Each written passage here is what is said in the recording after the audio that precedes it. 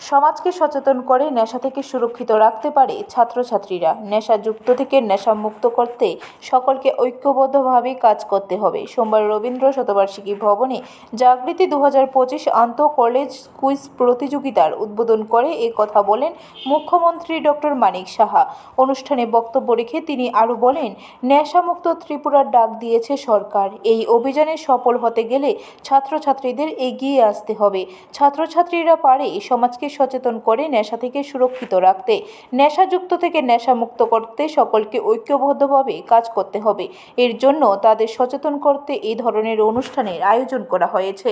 মুখ্যমন্ত্রী নেশার বিষয়ে উদ্বেগ প্রকাশ করে আরও বলেন, 70 দশকের বোমার সংস্কৃতি এখন না থাকলেও ড্রাগসের সংস্কৃতি নতুন করে সামনে এসেছে। এই সংস্কৃতি থেকে বের হয়ে আসতে গেলে সকলকে ঐক্যবদ্ধভাবে কাজ করতে হবে।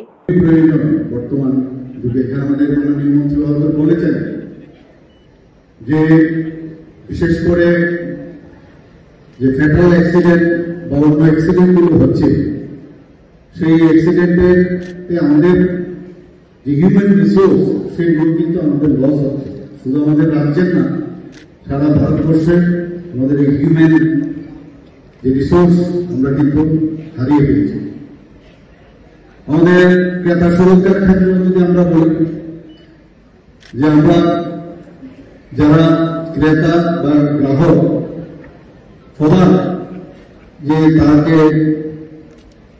কিভাবে আমাদের চলা উচিত সেই বিষয়েও সচেতনতা প্রয়োজন।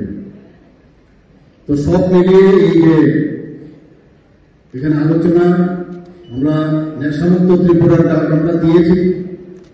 আমাদের পুলিশ এবং আমাদের অন্যান্য এজেন্সিরা প্রতিনিয়ত কাজ করছে, কিন্তু সাধারণ মানুষের যতক্ষণ ধরে, বিশেষ করে স্টুডেন্টদের যদি এর মধ্যে ইনভলভ না হয়, যারা আগামী দিনে আমাদের ভবিষ্যৎ, তারা যদি ইনভলভ না হয়, তাহলে আমাদের এই যে অভিযান কোনো অবস্থায় সাকসেস হবে না। ব্যুরো রিপোর্ট, খবর ত্রিপুরা।